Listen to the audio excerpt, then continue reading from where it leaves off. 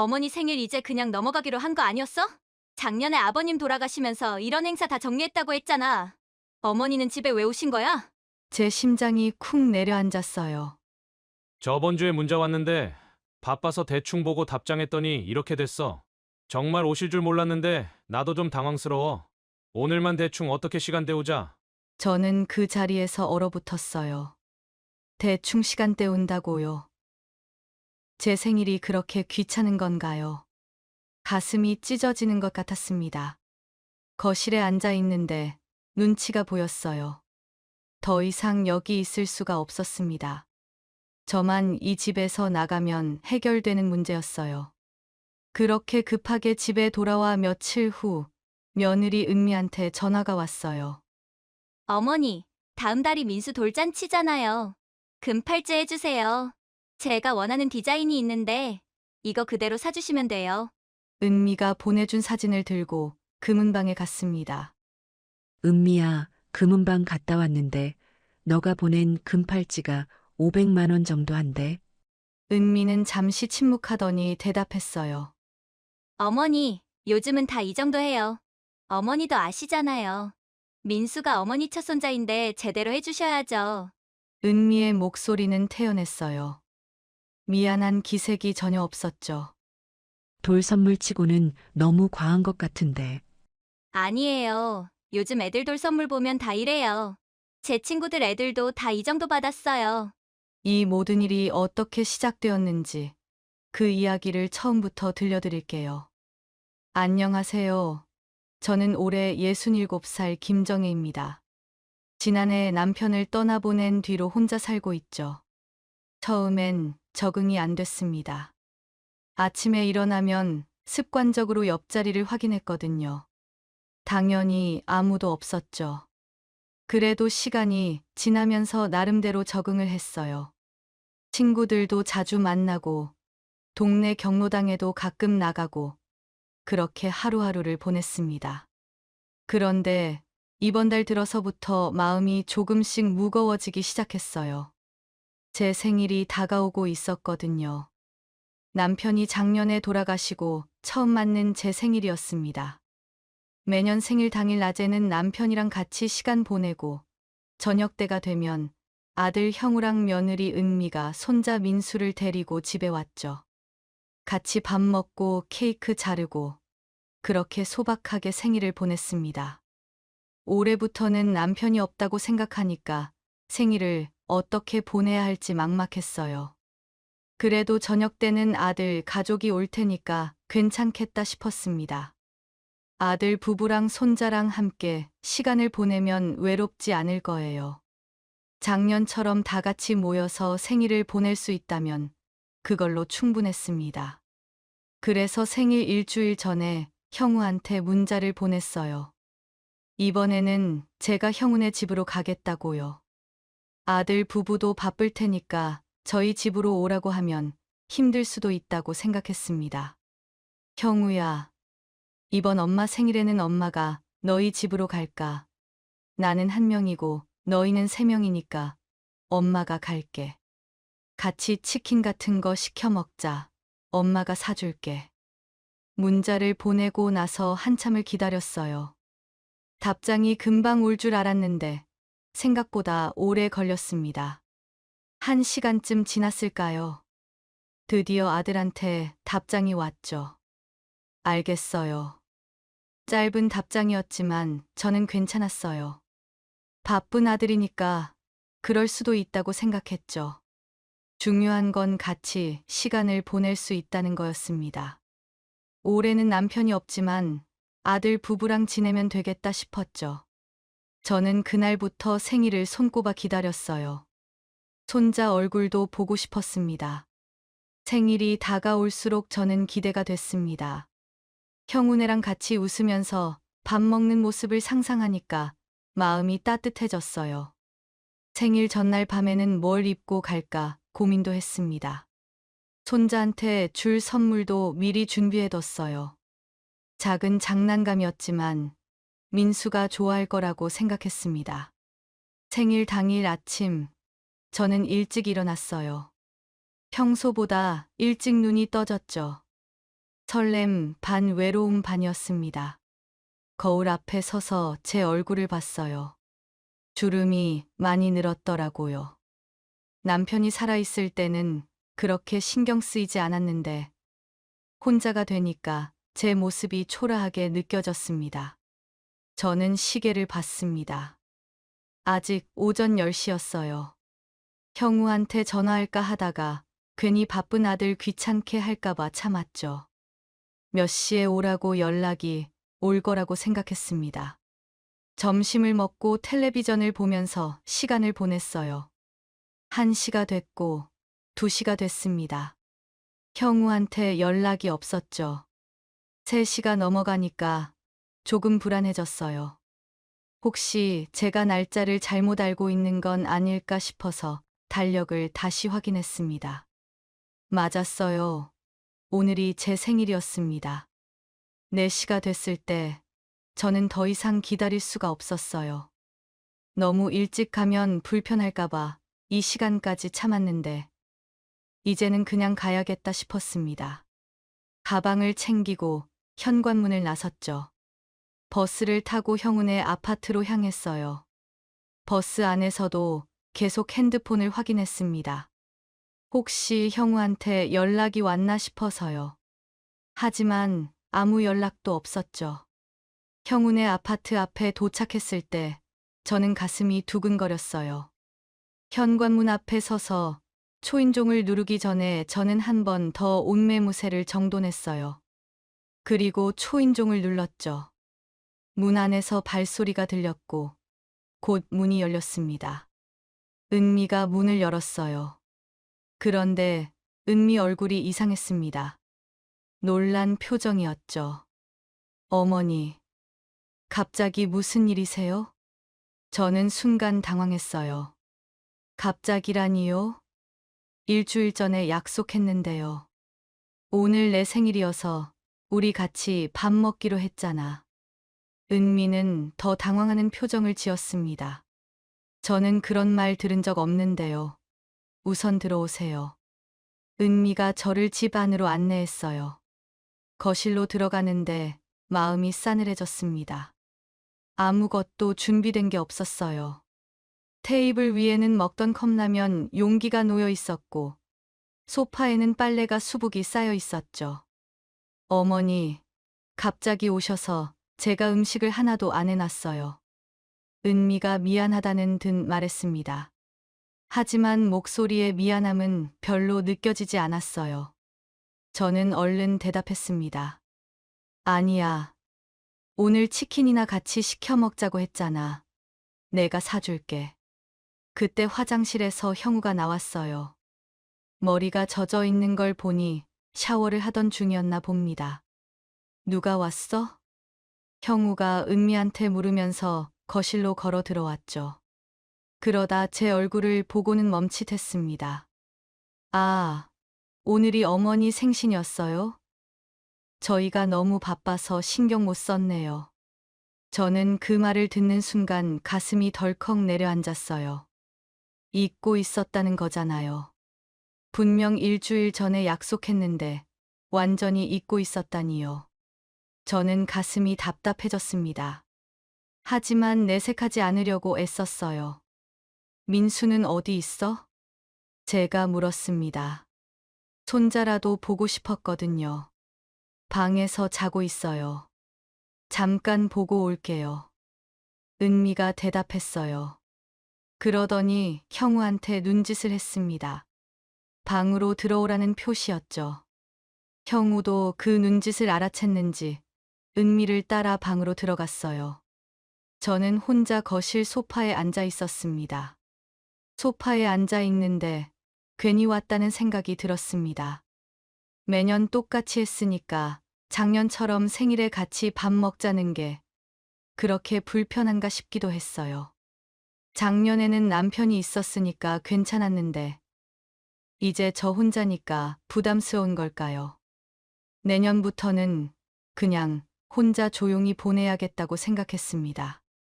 그런데 방에서 형우랑 은미 말소리가 들렸어요. 처음에는 작게 들렸지만 점점 또렷해졌습니다. 어머니 생일 이제 그냥 넘어가기로 한 거 아니었어. 작년에 아버님 돌아가시면서 이런 행사 다 정리했다고 했잖아. 어머니는 집에 왜 오신 거야? 은미의 목소리였습니다. 제 심장이 쿵 내려앉았어요. 저번 주에 문자 왔는데 바빠서 대충 보고 답장했더니 이렇게 됐어. 정말 오실 줄 몰랐는데 나도 좀 당황스러워. 오늘만 대충 어떻게 시간 때우자. 형우의 목소리도 들렸습니다. 저는 그 자리에서 얼어붙었어요. 대충 시간 때운다고요. 제 생일이 그렇게 귀찮은 건가요? 가슴이 찢어지는 것 같았습니다. 거실에 앉아 있는데 눈치가 보였어요. 더 이상 여기 있을 수가 없었습니다. 그래서 그냥 다시 집에 가야겠다고 생각했죠. 제가 여기 있으면 형우 부부도 불편해하고 손자도 지금 자고 있는데 괜히 깨울 것 같았습니다. 저만 이 집에서 나가면 해결되는 문제였죠. 그때 은미랑 형우가 다시 거실로 나왔어요. 은미가 저를 보며 미소를 지으면서 물었습니다. 어머니, 식사는 하셨어요? 배고프시면 치킨 지금 시켜드릴까요? 저는 고개를 저었습니다. 아니야. 나 지금 집에 갈게. 저녁에 친구들이랑 약속 있는 거 깜빡했어. 지금 다 나 기다리고 있는데 왜 안 오냐고 연락 왔거든. 지금 바로 가봐야겠어. 거짓말이었습니다. 친구들이랑 약속 같은 거는 없었어요. 그냥 이 상황에서 벗어나고 싶었을 뿐이죠. 형우가 저를 말렸습니다. 어머니, 그래도 들어오셨는데 밥이라도 드시고 가세요. 아니야. 친구들 기다리니까 빨리 가야 해. 저는 도망치듯이 현관으로 향했어요. 신발을 신는데 손이 떨렸습니다. 형우가 현관까지 따라 나왔지만 저는 뒤도 안 돌아보고 나왔죠. 엘리베이터 문이 닫히고 저는 그제야 숨을 쉴 수 있었습니다. 거울에 비친 제 얼굴은 창백했어요. 눈가가 붉어져 있었죠. 울면 안 되는데, 참아야 하는데 눈물이 자꾸 났습니다.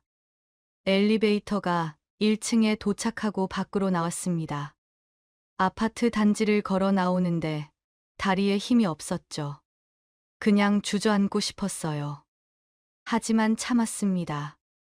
누가 볼까 봐요. 형우가 위에서 쳐다보고 있을 수도 있고요. 버스 정류장까지 걸어가는데 평소 같으면 금방 도착했을 텐데 오늘은 유난히 멀게 느껴졌어요. 버스 정류장 벤치에 앉았죠.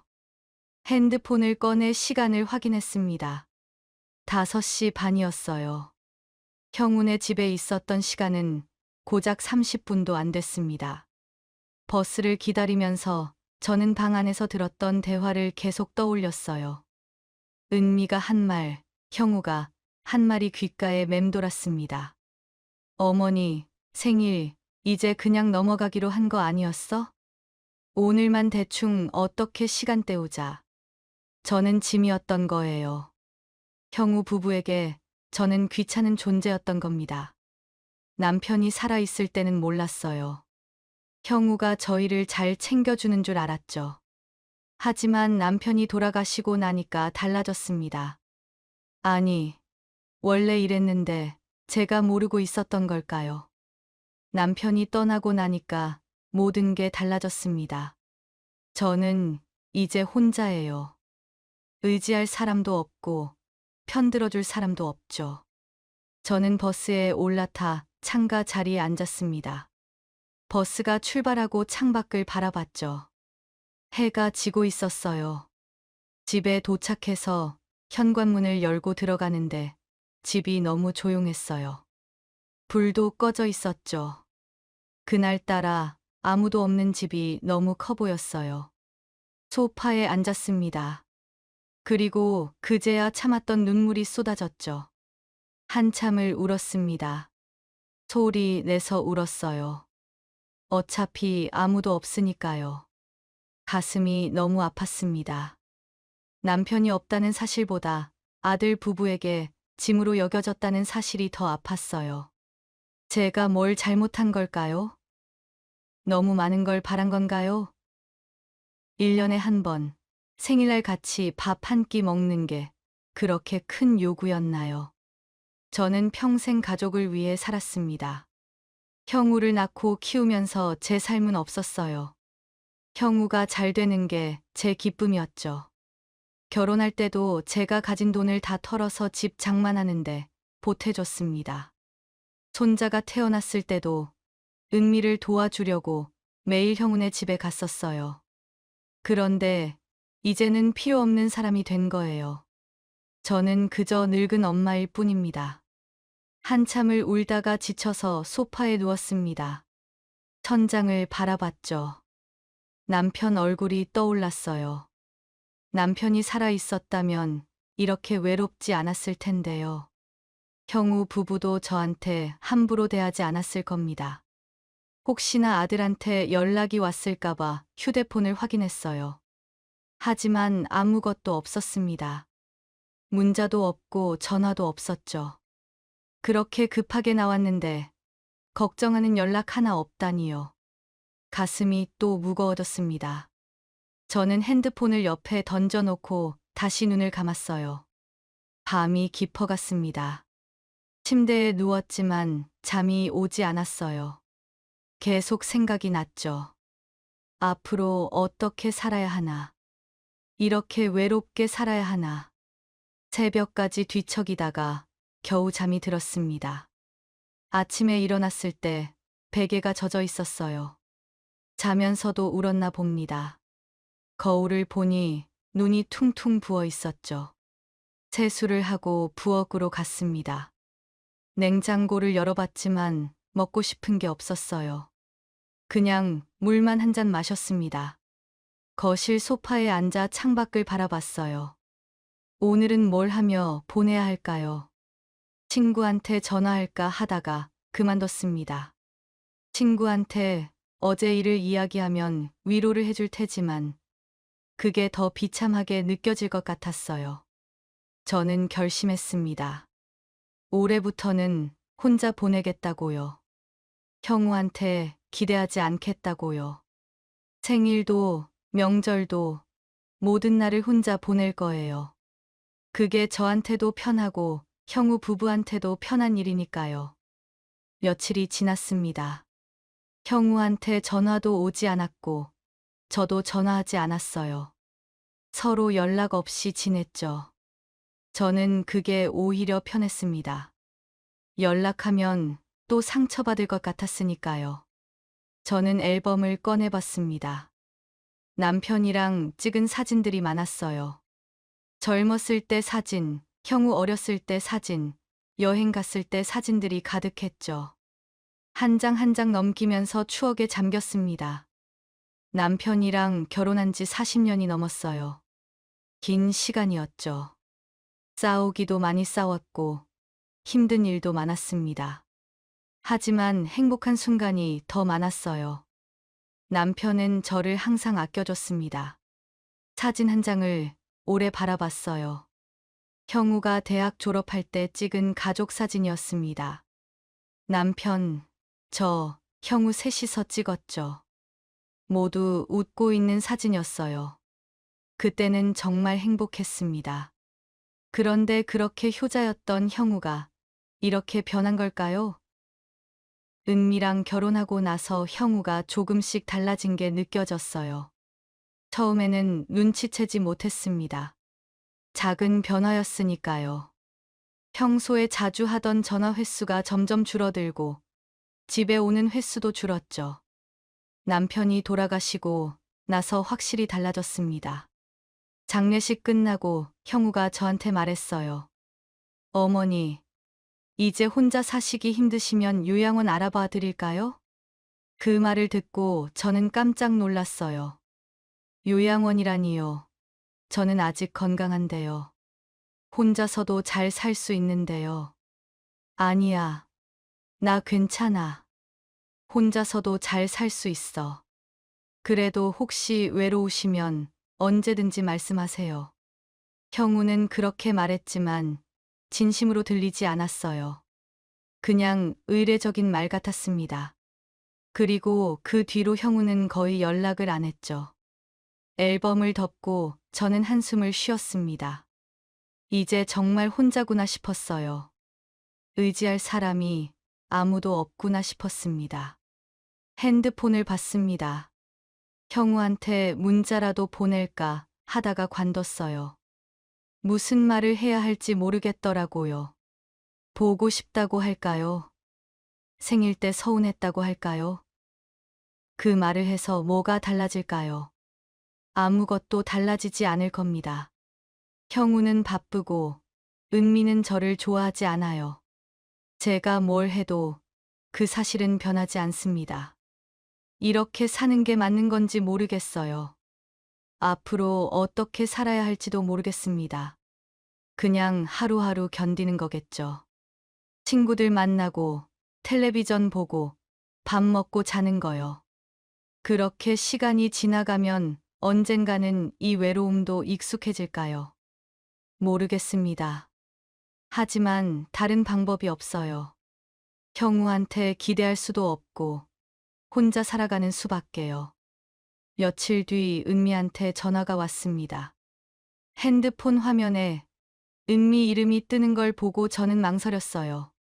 받아야 하나 말아야 하나 고민됐지만 그래도 받았습니다. 어머니, 저 은미예요. 그래, 은미야. 무슨 일이야? 어머니, 다음 달이 민수 돌잔치잖아요. 어머니도 아시죠? 맞습니다. 손자 민수 돌이 다음 달이었어요. 벌써 1년이 지났네요. 저는 민수 얼굴이 떠올랐습니다. 그래, 알고 있어. 그래서 지금 준비하는 게 많은데요. 어머니는 민수한테 돌 선물로 뭐 해주실 거예요? 은미가 물었어요. 저는 아직 생각해보지 못했습니다. 생일 이후로 정신이 없었거든요. 나는 아직 생각 못했는데. 그러자 은미 목소리가 갑자기 신이 났습니다. 그럼 제가 좋은 게 있는데요. 금 팔찌 해주세요. 제가 원하는 디자인이 있는데 이거 그대로 사주시면 돼요. 사진 바로 보내드릴게요. 은미가 신난 목소리로 말했습니다. 그리고 전화를 끊었어요. 저는 멍하니 휴대폰을 쳐다봤죠. 전화를 끊고 잠시 후에 카톡으로 사진이 왔습니다. 금 팔찌 사진이었어요. 화면을 보는데 깜짝 놀랐습니다. 팔찌가 엄청 굵었거든요. 돌짜리 아기가 찰 팔찌치고는 너무 컸어요. 이게 돌 선물로 주는 금팔찌 맞나 싶었습니다. 너무 과한 것 같았죠. 하지만 은미가 원한다니까 알아나 봐야겠다 싶었어요. 다음 날 저는 집 근처 금은방에 갔습니다. 금은방 사장님은 저를 알아봤어요. 동네에서 오래전부터 알던 분이었죠. 어서 오세요. 무슨 일로 오셨어요? 사장님이 반갑게 인사했습니다. 손자 돌 선물로 금팔찌 하나 사려고요. 사진 좀 보여드릴게요. 핸드폰을 꺼내서 은미가 보낸 사진을 보여줬습니다. 사장님이 사진을 보더니 눈이 커졌어요. 이거요? 이건 돌 선물로는 안 하는 굵기인데요. 네. 이 정도면 성인이 해도 되는 크기예요. 무게도 상당할 거고요. 돌 선물로 이런 거 해주시는 분 거의 없어요. 가격은 얼마나 하는데요? 사장님이 계산기를 두드렸습니다. 오늘 금 시세로 계산하면 최소 500만 원은 나올 거예요. 500만 원이요? 저는 깜짝 놀랐습니다. 돌 선물로 500만 원짜리를 요구하다니요. 말이 되나요? 네. 이 굵기면 그 정도 나와요. 다른 걸로 알아보시는 게 어떨까요? 돌 선물로 적당한 금 팔찌 많아요. 저는 머리가 복잡해졌어요. 며느리가 일부러 비싼 걸 고른 건가요? 사장님이 보여준 금 팔찌들은 은미가 보낸 것보다 훨씬 얇았습니다. 가격도 100만 원 안팎이었죠. 하지만 은미는 500만 원짜리를 원했어요. 저는 고민이 됐습니다. 500만 원은 적은 돈이 아니거든요. 일단 생각 좀 해보고 다시 올게요. 저는 금은방을 나왔습니다. 집으로 걸어오면서 계속 생각했어요. 정말 500만 원을 줘야 하나 말아야 하나. 손자를 위한 거니까 해줘야 하는 건가 하는 고민이 머릿속을 맴돌았죠. 집에 도착해서 은미한테 전화했습니다. 확인해봐야 할 것 같았거든요. 은미야, 금은방 갔다 왔는데 너가 보낸 금팔찌가 500만 원 정도 한대. 은미는 잠시 침묵하더니 대답했어요. 어머니, 요즘은 다 이 정도 해요. 어머니도 아시잖아요. 민수가 어머니 첫 손자인데 제대로 해주셔야죠. 은미의 목소리는 태연했어요. 미안한 기색이 전혀 없었죠. 하지만 돌 선물치고는 너무 과한 것 같은데. 아니에요. 요즘 애들 돌 선물 보면 다 이래요. 제 친구들 애들도 다 이 정도 받았어요. 은미가 단호하게 말했습니다. 저는 더 이상 할 말이 없었어요. 알았어, 생각해 볼게. 전화를 끊었습니다. 소파에 앉아 한숨을 쉬었어요. 서운함과 분노가 올라왔습니다. 제 생일 때는 저를 대충 대했으면서 이제 와서 500만 원짜리 금팔찌를 요구하다니요. 하지만 손자 생각이 났습니다. 민수는 아무 죄가 없거든요. 돌은 평생에 한 번뿐이고 할머니로서 해줄 수 있는 걸 해주고 싶었습니다. 그날 밤 잠을 못 잤어요. 계속 고민했죠. 500만 원을 주면 은미가 저를 다시 잘 대해줄까요? 아니면 여기서 멈추지 않고 또 다른 걸 요구할까요? 하지만 어쩌겠어요. 제 첫 손자니까 해줘야겠다고 마음을 먹었어요. 다음 날 다시 금은방에 갔습니다. 마음을 단단히 먹고 갔죠. 사장님은 제가 다시 온 걸 보고 조금 놀란 표정이었어요. 사장님, 저번에 보여드린 금팔찌로 해주세요. 사장님은 잠시 망설이더니 고개를 끄덕였어요. 알겠습니다. 제작하는데 일주일 정도 걸릴 거예요. 괜찮아요. 기다릴게요. 저는 선금을 냈습니다. 200만 원이었죠. 집에 돌아와서 통장을 확인했어요. 남편이 남긴 돈이었습니다.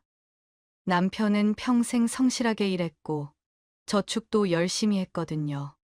그 덕분에 제가 지금 편하게 살고 있는 거죠. 하지만 이렇게 쓰려고 모은 돈은 아니었을 거예요. 남편이 알면 뭐라고 할까요? 아마 화를 냈을 거예요. 며느리한테 너무 끌려다닌다고요. 하지만 남편은 없고 저는 혼자예요. 제가 알아서 해야죠. 일주일 후 금팔찌가 완성됐습니다. 저는 금은방에 가서 나머지 금액을 지불하고 팔찌를 받았어요. 작은 상자에 담겨 있었죠. 무게감이 느껴졌습니다. 500만 원짜리니까요. 집에 와서 상자를 열어봤어요. 금팔찌가 반짝이고 있었습니다. 예쁘긴 했어요. 하지만 기분은 좋지 않았죠. 이걸 주면서 뭐라고 말해야 할까요? 손자 잘 키우라고 해야 할까요? 아니면 그냥 조용히 건네야 할까요? 저는 은미에게 전화를 걸었습니다. 금팔찌 샀어. 언제 줄까? 곧 답장이 왔습니다. 어머니, 감사해요. 이번 주말에 카페에서 만나요. 형우 오빠도 같이 갈게요. 저는 주말을 기다렸습니다. 금팔찌를 전해주고 손자 얼굴도 볼 수 있을 거라고 생각하니까 조금은 기대가 됐어요. 서운한 마음도 있었지만 손자를 보고 싶은 마음이 더 컸습니다. 주말이 됐습니다. 약속 시간은 오후 3시였어요. 저는 시간 맞춰서 카페로 향했습니다. 가방 안에는 금팔찌 상자가 들어 있었죠. 카페는 형훈의 집 근처에 있는 곳이었어요. 카페 안에는 사람이 꽤 많았습니다. 구석 자리에 형우랑 은미가 앉아 있었어요. 벌써 와 있었네요. 민수는 유모차에 앉아 있었습니다. 저는 카페 문을 열고 인사하려고 했습니다. 그런데 가까이 갈수록 형우랑 은미 대화 소리가 들렸어요. 제가 온 줄도 모르는 것 같았습니다. 저는 무심코 귀를 기울였죠. 왜 이렇게 비싼 걸 해달라고 했어? 형우 목소리였습니다. 어머니, 이번에 아버지 돌아가시고 보험금 받은 것도 많고 유산도 다 받았잖아. 그 정도는 써도 안 망해. 은미 목소리였어요. 저는 숨이 멎는 것 같았습니다. 그래도 500만 원은 좀 심한 거 아니야? 괜찮아. 나중에 더 뜯어먹어야지. 어차피 나중에 다 우리 거야. 어머니, 혼자 그 돈으로 뭐 하시겠어? 우리한테 다 물려줄 거잖아. 저는 그 자리에서 얼어붙었습니다. 더 뜯어먹는다고요? 저는 은미한테 뜯어먹히는 대상인가요? 며느리가 저를 대하는 마음이 이거였습니다. 가슴이 철렁 내려앉았어요. 손까지 떨렸죠. 카페 문을 잡은 손에서 힘이 빠졌습니다. 형우는 옆에서 아무 말도 안 했어요. 은미 말을 부정하지도 않고 그냥 가만히 있었습니다. 그 침묵이 더 마음 아팠어요. 저는 더 이상 가까이 가지 못했습니다. 그냥 그 자리에 서 있었죠. 그 자리에 가서 뭐라고 해야 할까요? 다 들었다고 말해야 할까요? 하지만 그럴 용기가 없었습니다. 그냥 도망치고 싶었어요. 저는 빠른 걸음으로 카페를 떠났죠. 집으로 가는 길에 눈물이 났습니다. 사람들이 쳐다봤지만 신경 쓰이지 않았어요. 집에 도착해서 현관문을 닫고 거실 바닥에 주저앉았어요. 가방을 내려놓고 한참을 울었죠. 서럽고 억울하고 분했습니다. 제가 뭘 잘못했길래 이런 취급을 받아야 하나요? 가방에서 금팔찌 상자를 꺼냈습니다. 상자를 열어 금팔찌를 봤죠. 저는 바보였어요. 은미가 저를 사랑해서 연락한 게 아니었습니다. 제가 가진 돈 때문이었죠. 그때 핸드폰이 울렸어요. 은미한테 전화가 왔습니다. 받지 않았어요. 계속 울렸지만 끊어버렸죠. 문자가 왔습니다. 어머니, 왜 안 오세요? 지금 카페에서 기다리고 있어요. 저는 답장하지 않았습니다. 소파에 앉아 금팔찌를 내려다봤어요. 이걸 어떻게 해야 할까요? 그냥 주는 게 맞나요? 전화가 또 왔습니다. 이번에는 형우였어요. 어머니, 왜 안 오세요? 무슨 일 있으세요? 갑자기 몸이 안 좋아서 집에 있어. 그럼 저희가 갈게요. 금팔찌도 받아야 하고요. 아니야, 오지 마. 나 좀 쉬고 싶어. 형우는 전화를 끊었습니다. 저는 결심했어요. 이대로는 안 되겠다고요. 형우 부부한테 확실히 말해야겠다고 생각했습니다. 그날 저녁 현관 초인종이 울렸습니다. 문을 열어보니 형우랑 은미가 서 있었어요. 민수를 안고 있었죠. 어머니, 괜찮으세요? 걱정돼서 왔어요. 은미가 말했습니다. 걱정하는 척하는 얼굴이었죠. 오늘 만나기로 했는데 왜 안 오셨어요? 연락도 안 받으시고 카페에서 한참 기다렸어요. 형우도 거들었어요. 무슨 일 있는 줄 알고 놀래서 어머니 집에 왔어요. 어디 아프신 거 아니죠? 저는 은미와 형우를 번갈아 똑바로 쳐다봤습니다. 내가 걱정된 게 아니고 내가 가지고 있는 돈이 걱정인 거겠지. 은미 얼굴이 굳었어요. 어머니, 그게 무슨 소리예요? 저희는 어머니 걱정돼서 온 거예요. 은미야, 형우야, 너네가 카페에서 한 말 다 들었어. 나중에 더 뜯어먹어야겠다며. 은미는 얼굴이 하얗게 변했습니다. 형우도 당황하는 표정을 지었죠. 어머니, 그건. 이 말은 어떻게 변명할 거야? 저는 대답을 듣지 않고 방으로 들어가 금팔찌 상자를 가져왔습니다. 거실로 나와서 은미 앞에 던졌어요. 상자가 바닥에 떨어지면서 금팔찌가 굴러 나왔습니다. 너가 원했던 거, 이거 가져가. 그리고 당장 내 집에서 나가. 어머니, 오해해요. 제 말은 그 뜻이 아니었어요. 은미야, 오해. 무슨 오해? 나중에 더 뜯어먹는다며. 나중에 다 너네 거라고 그랬잖아. 형우가 중간에서 나섰습니다. 어머니, 진정하세요. 은미가 말을 잘못했어요. 말을 잘못했다고. 너도 가만히 있었잖아. 너도 똑같은 생각이었던 거 아니야? 형우는 할 말이 없는지 입을 다물었습니다. 저는 정말 화가 났어요. 형우야, 나는 평생 너희를 위해 살았어. 형우 너 키우면서 내 인생은 없었어. 너가 잘 되는 게 내 기쁨이었다고. 결혼할 때도 내가 가진 돈 다 털어서 도와줬지. 민수 태어났을 때도 매일 너희 집에 가서 도와줬잖아. 목소리가 떨렸습니다. 눈물이 났어요. 그런데 나한테 돌아온 게 뭐야? 내 생일에는 대충 시간 때우자고 하고 나중에 내 돈 더 뜯어먹어야 한다는 말이야? 은미가 울기 시작했습니다. 어머니, 죄송해요. 제가 잘못했어요. 이제 와서 사과한다고 달라지는 거 없어. 앞으로 나한테 연락할 생각도 하지 마. 나는 이제 너희한테 아무것도 안 해줄 거야. 형우가 저를 붙잡으려고 했습니다. 어머니, 제발 진정하세요. 진정하라고. 내가 어떻게 진정해. 너희가 나한테 한 짓을 생각해봐. 저는 형우 손을 뿌리쳤습니다. 나가. 지금 당장 나가. 은미가 민수를 안고 울면서 현관으로 갔어요. 형우도 어쩔 수 없이 따라갔죠. 문이 닫히는 소리가 들렸습니다. 저는 그 자리에 주저앉았어요. 온몸에 힘이 빠졌습니다. 한참을 그렇게 앉아 있었죠.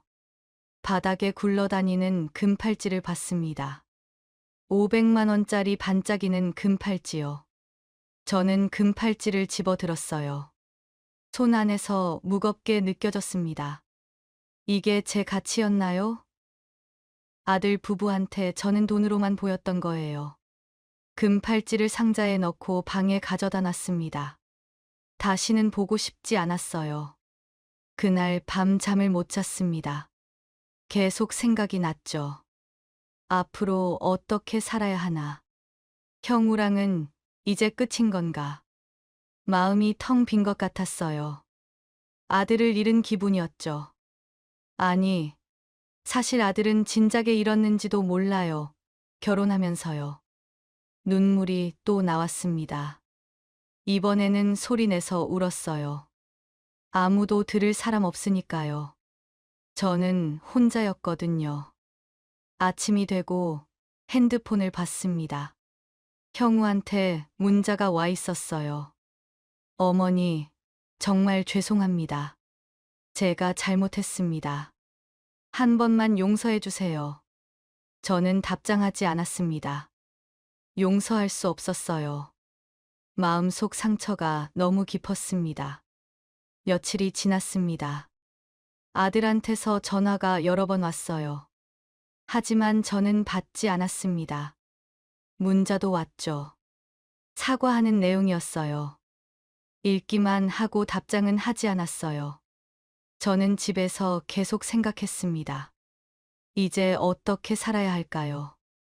아들 부부랑은 관계를 정리해야 할까요? 아니면 다시 기회를 줘야 할까요? 고민이 끝없이 이어졌죠. 한 달쯤 지났을까요? 손자 민수의 돌잔치 날이 다가왔어요. 초대장이 집으로 배달됐습니다. 예쁘게 만든 초대장이었죠. 사진도 들어 있었어요. 민수가 한복을 입고 있는 사진이요. 사진을 보니까 마음이 복잡해졌습니다. 손자는 정말 예뻤어요. 많이 컸더라고요. 보고 싶었습니다. 돌잔치에 가야 할지 말아야 할지 고민됐어요. 결국 저는 가지 않기로 했습니다. 가면 또 상처받을 것 같았거든요. 며느리 얼굴을 보면 상처받은 말들이 떠오를 거예요. 그럴 바엔 안 가는 게 나았죠. 돌잔치 당일날이 됐습니다. 저는 집에 있었어요. 혼자 TV를 보면서 시간을 보냈죠. 손자가 돌상을 받는 모습을 상상했어요. 무엇을 잡을까요? 실은 장수를 뜻하고, 돈은 부자를 뜻하고, 책은 학자를 뜻하죠. 민수는 뭘 잡았을까요? 저녁이 됐습니다. 형우한테 문자가 왔어요. 돌잔치 사진이 첨부돼 있었죠. 민수가 돌상 앞에 앉아 있는 모습이었어요. 정말 예뻤습니다. 하지만 저는 거기 없었어요. 손자의 돌잔치에 할머니가 없다니요. 가슴이 아팠지만 어쩔 수 없었어요. 제가 선택한 거니까요. 그날 밤 저는 결심했습니다. 이제는 정말로 제 인생을 살아야겠다고요. 아들 부부에게 기대지 말고, 손자에게도 집착하지 말고, 그냥 저 혼자 편하게 살아야겠다고요. 집을 팔기로 했습니다. 이 집에는 남편과의 추억이 가득했지만, 이제는 떠나야 할 때였어요. 부동산에 연락해서 집을 내놨습니다. 집이 좋아서 금방 팔릴 거예요. 부동산 직원이 말했습니다. 정말 일주일도 안 돼서 집이 팔렸어요. 생각보다 빨랐습니다. 계약을 하고 잔금을 받았어요. 통장에 큰 돈이 들어왔죠. 저는 이제 이사 갈 곳을 알아봐야 했습니다. 서울에서 멀리 떨어진 조용한 소도시로 정했어요. 형우가 절대 찾지 못할 곳이죠. 병원도 가깝고 마트도 있고 조용한 동네였어요. 집은 작은 빌라로 구했습니다. 방 2개짜리 작은 집이었어요. 혼자 살기에 딱 좋았습니다. 그날부터 바로 이삿짐을 쌌어요. 평생 모은 물건들을 정리하는 게 쉽지 않았습니다. 하나하나 추억이 담겨 있었죠. 남편이랑 샀던 가구, 형우 어렸을 때 장난감, 가족 사진들까지요. 가족 사진들을 보면서 울었습니다. 행복했던 시절이 떠올랐어요. 하지만 이제는 그 시절로 돌아갈 수 없습니다. 필요한 것만 챙기고 나머지는 다 버렸어요. 새로운 삶을 시작하려면 과거를 정리해야 했습니다. 이사하는 날이 됐습니다. 이삿짐 센터 직원들이 와서 짐을 옮겼어요. 저는 빈 집을 둘러봤습니다. 30년을 살았던 집이었죠. 거실, 부엌, 방을 하나씩 돌아봤습니다. 여기서 남편과 웃고, 울고 살았습니다. 형우를 키웠고, 손자도 안아봤죠. 하지만 이제는 떠날 시간이었어요. 마지막으로 현관문을 닫았습니다. 열쇠를 부동산에 맡기고 새 집으로 향했죠. 버스를 타고 새로운 동네로 갔습니다. 서울에서 3시간 거리였어요. 서울처럼 복잡하지 않았죠. 공기가 맑았습니다. 사람들도 여유로워 보였어요. 저는 마음에 들었습니다. 새 집에 들어가서 가구를 배치하고 옷을 정리하고 부엌 살림을 챙겼죠. 천천히 하나씩 정리하느라 하루 종일 걸렸습니다. 저녁이 되자 다 정리가 됐어요. 창가에 앉아 밖을 봤습니다. 노을이 지고 있었어요. 하늘이 붉게 물들어 있었죠. 예쁜 노을이었습니다. 저는 미소 지었습니다. 오랜만에 짓는 미소였어요. 마음이 편했습니다. 아무한테도 눈치 보지 않아도 되니까요. 새 동네를 둘러봤습니다. 걸어서 갈 수 있는 거리에 병원도 있었고, 마트도 있었어요. 공원도 있어서 산책하기 좋은 곳이었습니다. 이웃 사람들도 친절했어요. 인사하면 웃으며 답했습니다. 서울에서는 서로 이웃이 누군지도 몰랐는데, 여기는 달랐어요. 마트에 장을 보러 갔습니다. 필요한 것들을 샀죠. 집에 돌아와 저녁을 차려 먹었어요. 혼자 먹는 밥이었지만 외롭지 않았습니다. 텔레비전을 보면서 차를 마셨어요. 편안한 시간이었습니다. 형우 생각이 났지만 서운하지 않았어요. 이제는 제 인생을 살 거니까요. 밤이 됐습니다. 침대에 누워 천장을 봤죠. 내일은 뭘 할까요? 공원에 산책할까요? 도서관에 갈까요? 무엇을 해도 좋았습니다. 이제는 제 마음대로 할 수 있으니까요. 누구한테도 기대지 않고, 누구 눈치도 보지 않고요. 창밖을 봤습니다. 별이 많았어요. 서울에서는 별을 거의 못 봤는데, 여기는 밤하늘이 별로 가득했습니다. 유난히 그날따라 남편 얼굴이 떠올랐어요. 남편이 옆에 있으면 좋겠다는 생각이 들었습니다. 하지만 슬프지 않았어요. 남편은 제 마음속에 살아있으니까요. 이제부터는 누구에게도 기대지 않고 내 마음대로, 내 행복대로 살 거야. 저는 혼잣말을 했습니다. 그리고 눈을 감았죠. 편안한 마음으로 잠이 들었습니다. 다음 날 아침 일어났어요. 창문을 열자 신선한 공기가 들어왔습니다. 새 소리도 들렸죠. 아침을 먹고 공원으로 산책을 갔습니다. 나무가 많았어요. 사람들이 운동하고 있었죠. 저도 천천히 걸었습니다. 집으로 돌아오는 길에 꽃집에 들렀습니다. 꽃을 하나 사서 집에 화병에 꽂아놨죠. 집 안이 환해졌습니다. 저녁을 먹고 책을 읽었어요. 오랜만에 읽는 책이었습니다. 집중이 잘 됐죠. 밤이 되고 창가에 앉아 노을을 봤어요. 오늘도 예쁜 노을이었습니다. 저는 행복했습니다. 작은 행복이었지만 충분했어요. 이제부터 제 삶을 살 겁니다. 누구를 위한 삶이 아니라 저를 위한 삶이요. 형우 생각이 가끔 났습니다. 손자 민수 얼굴도 떠올랐죠. 하지만 괜찮았어요. 그리움은 있지만 후회는 없었습니다. 제가 선택한 길이니까요.